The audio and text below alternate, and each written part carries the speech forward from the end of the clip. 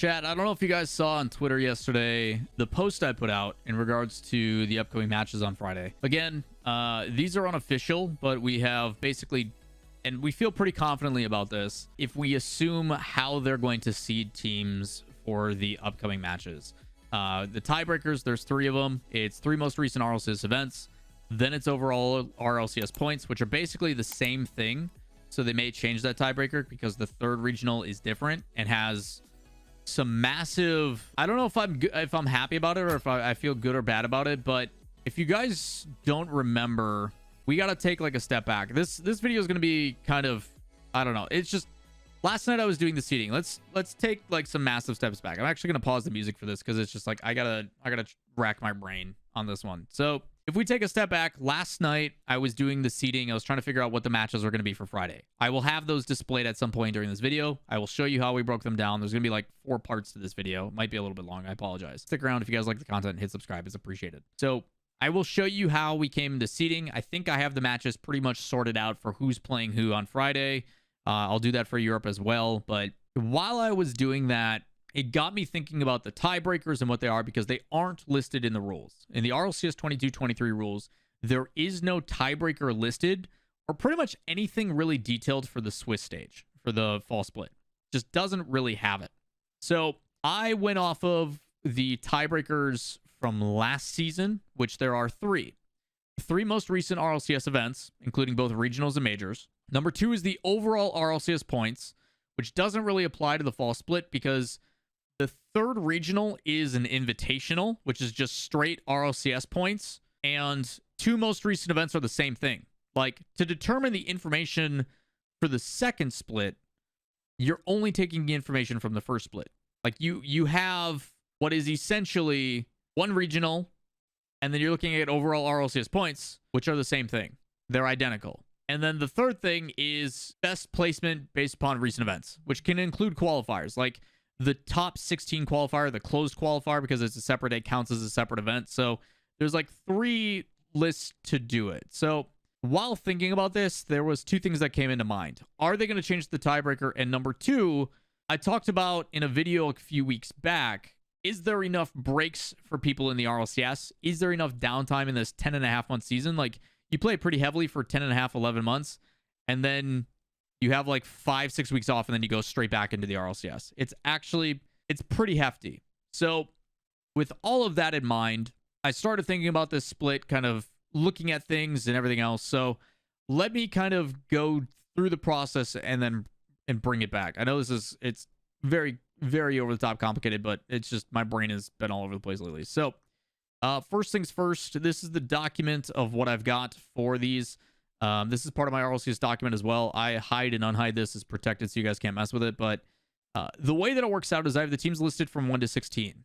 And these are done in multiple different ways. Number 1, overall RLCS points.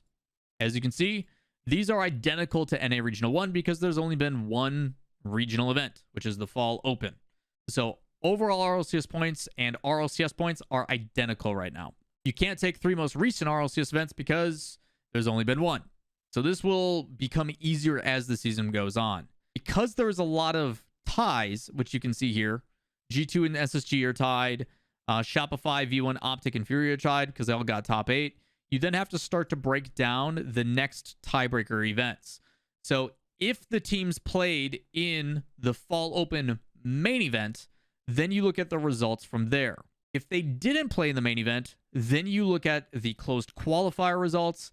And if they didn't play in either of those, then you look at the closed qualifier, which is like the Fall Cup, which is the most recent event that's gone down. So you look at Regional 1 main event, Regional 1 closed qualifier, then you look at Regional 2 closed qualifier, which is kind of weird how that works. I was talking to Direct, the statistician, about, I personally think that you should be looking at more so the events and results from higher competition and more tough competition, which is a different type of format. And he actually showed me how CSGO does their Swiss seeding, and it's pretty interesting. They seed by strength of schedule and then like game differential. It's pretty weird. Got into a big conversation with him about it. Very interesting stuff. It's in my Discord if you guys would check it out. Link is down below. Trav was also in that conversation. Very intriguing stuff, in my opinion, if that interests you. So overall, we have our seeds, and they're as follows, as you can see on the left-hand side here. The first thing you do is these two are tied at 3 and 4. They have the exact same spots for top 4, but you saw G2 do 1 game better in Swiss. So G2 ends up getting the 3rd seed. After that, teams 5 through 8, these are all top 8 teams that got eliminated in the quarterfinals and the playoffs. They will then go based upon Swiss as well. Who did better in Swiss? Shopify Rebellion, then V1, then Optic, then Furia. So the other thing with Furia is they did not qualify for the main event Regional 1 originally. They played through the closed qualifier. These automatically made it in through the like top 8 from the top 16 event, while Furia had to go through closed qualifiers. So a little bit different, but once they get into the top 8 based upon recent results, which is what the 3rd tiebreaker is, because they played in the main event, that is how you base them. Now, because the next teams, Energy, Complexity, Dig, Accelerate, and Rogue, did play in the closed qualifier, you actually don't take the results from the Fall Open main event. You take the results from the next event, not the same event. And this is where that conversation I had with D-Rec comes into play. While I personally would say, hey, let's take the results of how they did in the qualifiers, they base it off of the tiebreakers here. Now, this may look confusing because you see Rogue did better than some. They went 3-1 versus 3-2, but you have to start with their overall points first, which is the 2nd tiebreaker. So you look at Energy and Complexity. They both went 2-3. Energy did better in the closed qualifier for the Fall Open, which is Regional 1, at a +8 game differential versus a +3 game differential. So Energy gets the tiebreaker over Complexity. That makes them the 9th seed versus the 10th seed. Not that it makes it any better because you're playing either Furia or Optic. It kind of stinks both ways. You then look at Dig and Accelerate. As for Dig and Accelerate, originally I messed up this tiebreaker because I had it the wrong way, with them both being 1-3, all that kind of stuff. You look at the closed qualifier again because they played in that. If they didn't play in that, then you would go off of this. But because they did play in it, Dig has a +5 game differential at 3-1, while Accelerate or Axel has a 3-2 record with +1. So 3-1 is a bit faster to qualify than 3-2. So Dig gets the tiebreaker over Axel. Rogue just has 2 points, so they don't matter. We then go to the final 3 teams, 26 Rising, Nefarious, and Ghost Gaming. Again, we look at the results of the closed qualifier, but this is for Regional 2 because they did not play in the main event.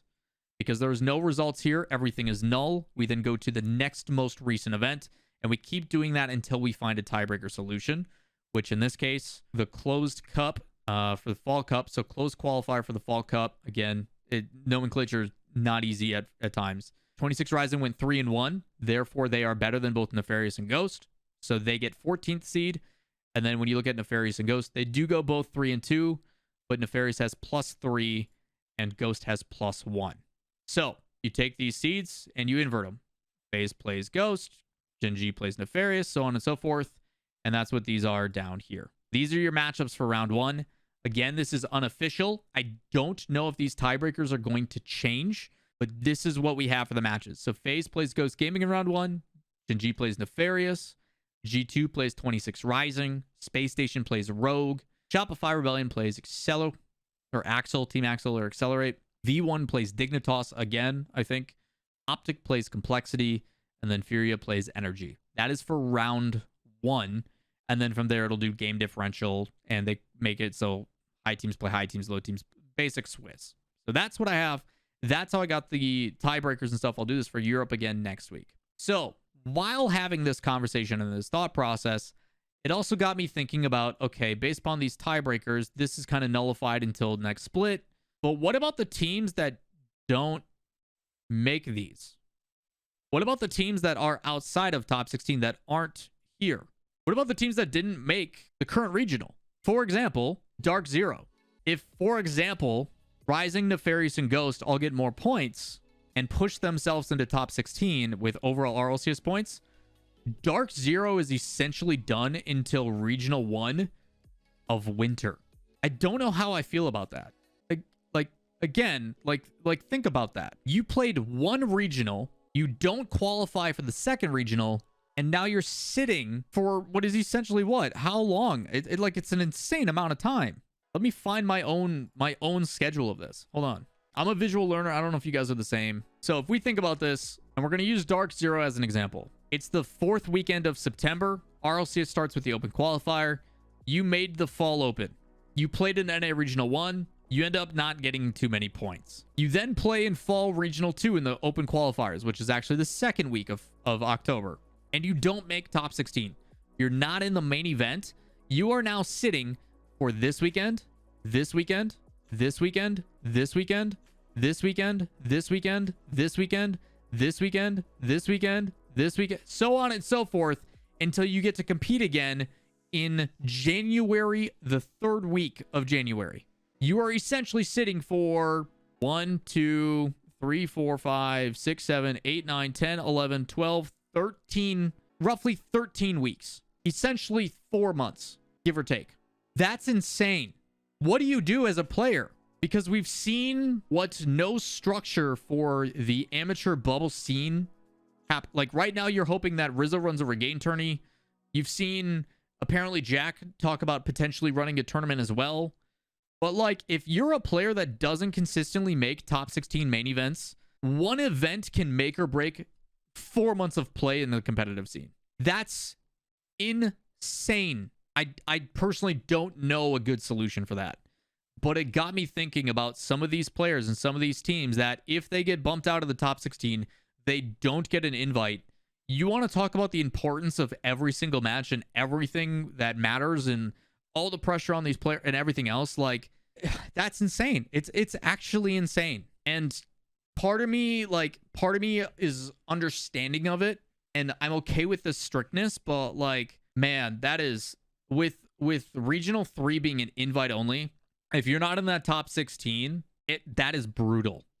It is absolutely brutal, and I am worried about the long-term commitments of teams. Obviously, they're signed to contracts and salaries for a lot of these teams. A lot of these players do have org backing, but I mean, if we look just at the teams here and provide an example of this, if we look at North America and we look at the overall rankings, all these teams down here, Luminosity's not playing, Soul's not playing, Knights aren't playing, and I think that's it. So those are 3 out of the top 16 that are currently not playing. So like, if there's a couple teams, right? If there's a couple teams like the Risings, the Nefariouses, the Ghosts that outperform that 4 points, and they get bumped down, you're talking tiebreakers. There's so many implications about what it means to be top 16 right now. I am concerned, to say the least. I am very much so concerned. I wish this showed more than just top 16, and that maybe that's something that I hope Liquipedia expands upon, because it doesn't show like Dark Zero and all those in there and whatnot. But I mean, you're taking, I guess the best way is to look at Fall Regional 1. So these teams have points. These teams do not. And out of these teams, only Ghost made the event. So for Dark Zero, Scuzz, Accrue, Gentleman, Lil Stepbros, Fracture, and Xset, their fall split is already done. And we're 2 weeks in, 3 weeks in. This Friday will be 4 weeks. We'll be a month in. And their fall split is already over. That is the kind of stuff I was thinking about last night while figuring this out. There's people that are talking about it on social media. There's people talking about it and trying to provide some options, but it's pretty crazy. I'm curious on what you guys think. Maybe it's an oversight, or maybe I'm not thinking about everything, but that's kind of nuts. You're talking essentially what is 12-ish weeks. It's about 3 months you're talking that these players don't have any RLCS to play in. And it has not always been this way. And the reason why it is this way is because the final split is top 16 RLCS points, period. There is no open qualifier. There's no last chance to make for an upset chance to possibly provide some upsets. There's some things I like to it. There's some things I don't. But I don't know what the good solution is. So maybe you guys have some. That's what I have in this video. That's the kind of stuff I've been thinking about. I don't know if this is something that you've also thought about, but let me know in the comments down below. Either way, you know your teams and you know my concerns. As always, if you enjoy this type of content, like, subscribe, notifications, and we'll see you in the next video. Peace.